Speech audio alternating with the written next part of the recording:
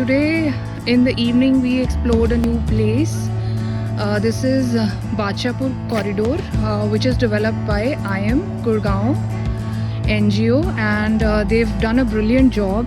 So they've just made this track basically for running, cycling and walking. So you can see they've also given some this place for resting as well. So this stretch is very neat and clean, and you can see this is right behind Primanti Housing Society.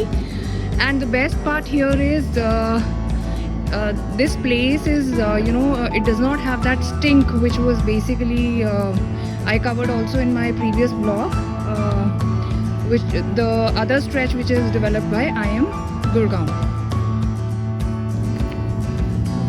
So all in all, this whole stretch is 2 kilometers right now, but construction is going on, and all in all it's going to be about I think 6 kilometers.